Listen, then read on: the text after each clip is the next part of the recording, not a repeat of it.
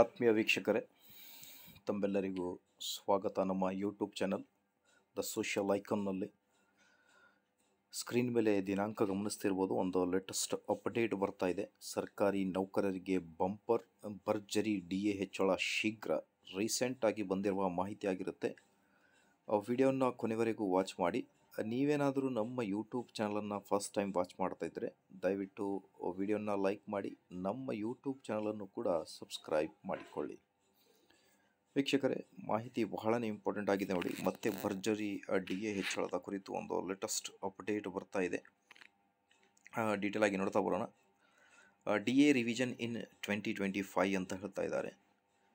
ಸರ್ಕಾರಿ ನೌಕರರಿಗೆ 2025ನೇ ವರ್ಷ ಅತ್ಯಂತ ಸಂತೋಷವಾದ ವರ್ಷವಾಗಿರಲಿದೆ ಎಂದು ಹೇಳಲಾಗುತ್ತಿದೆ ಅಂತ ಹೇಳ್ತಾ ಇದ್ದಾರೆ. ಓಕೆ, ಸೊ ಅತ್ಯಂತ ಸಂತೋಷದ ವರ್ಷ ಅಂತ ಹೇಳ್ತಾ ಇದ್ದಾರೆ 2025. ಅದರಲ್ಲೂ ಕೇಂದ್ರ ಸರ್ಕಾರಿ ನೌಕರರಿಗೆ ಮುಂದಿನ ವರ್ಷ ಭರ್ಜರಿ ಗುಡ್ ನ್ಯೂಸ್ ಕಾದಿದೆ. ಕೇಂದ್ರ ಸರ್ಕಾರಿ ನೌಕರರ ತುಟ್ಟಿ ಭತ್ಯೆ DA ಪರಿಷ್ಕರಣೆಯು 2025ನೇ ಸಾಲಿನ ಜನವರಿಯಲ್ಲಿ ನಡೆಯಲಿದೆ. ಕೇಂದ್ರ ಸರ್ಕಾರಿ ನೌಕರರು DA ಹೆಚ್ಚಳಕ್ಕಾಗಿ ಕಾಯುತ್ತಿದ್ದಾರೆ. ಇದೀಗ ಈ ವಿಷಯಕ್ಕೆ ಸಂಬಂಧಿಸಿದಂತೆ ಮಹತ್ವದ ಅಪ್ಡೇಟ್ ಬಂದಿರುತ್ತೆ ಅಂತ ಹೇಳ್ತಾ ಇದ್ದಾರೆ. 2025ರಲ್ಲಿ DA ಎಷ್ಟು ಹೆಚ್ಚಳವಾಗಲಿದೆ ಅನ್ನೋದರ ಬಗ್ಗೆ ಒಂದು ಪ್ರಮುಖ ಅಪ್ಡೇಟ್ ಆಗಿರುತ್ತೆ ವೀಕ್ಷಕರೇ. ಸ್ಕ್ರೀನ್ ಮೇಲೆ ಗಮನಿಸ್ತಿರ್ಬೋದು. AICPIN ವರದಿಯನ್ನು ಆಧರಿಸಿ DA ಹೆಚ್ಚಳ ಪ್ರಮಾಣವನ್ನು ನಿರ್ಧರಿಸಲಾಗುತ್ತದೆ. ಅಕ್ಟೋಬರ್ 2024ರಲ್ಲಿ AICPIN ಸೂಚ್ಯಂಕವು 144.5ಕ್ಕೆ ತಲುಪಿದೆ.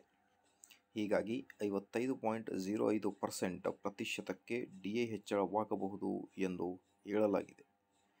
ಹಾಗಾಗಿ DA ಪ್ರಮಾಣವು 56%ಕ್ಕೆ ಹೆಚ್ಚಳವಾಗುವ ಸಾಧ್ಯತೆಯೂ ಇದೆ ಎನ್ನುವುದರ ಬಗ್ಗೆ ಒಂದು ಬಿಗ್ ಬ್ರೇಕಿಂಗ್ ಅಪ್ಡೇಟ್.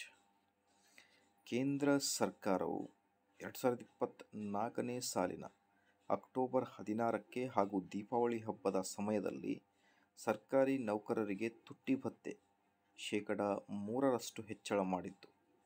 ಸರ್ಕಾರಿ ನೌಕರರ DA ಹೆಚ್ಚಳ ಕೇಂದ್ರ ಸಚಿವ ಸಂಪುಟ ಸಭೆ ಅನುಮೋದನೆ ಕೊಟ್ಟಿತ್ತು. ಇದರಿಂದ DA ಪ್ರಮಾಣ 50%ನಿಂದ 53ಕ್ಕೆ ಹೆಚ್ಚಳವಾಗಿತ್ತು. ಇದರಿಂದ 1 ಕೋಟಿಗೆ ಹೆಚ್ಚು ಕೇಂದ್ರ ಸರ್ಕಾರಿ ನೌಕರರಿಗೆ ಪಿಂಚಣಿದಾರರಿಗೆ ಬಂಪರ್ ಆದಾಯ ಬಂದಿತ್ತು. ಅದಕ್ಕೂ ಮೊದಲು DA ಪ್ರಮಾಣವನ್ನು 4% ಹೆಚ್ಚಿಸಲಾಗಿತ್ತು. ಇದರಿಂದ ಮೊಟ್ಟ ಮೊದಲ ಬಾರಿಗೆ ವೇತನ 50%ಗೆ ಏರಿಕೆ ಕಂಡಿತ್ತು. ವಿಡಿಯೋ ಇಷ್ಟದಲ್ಲಿ like, share and subscribe. Thank you.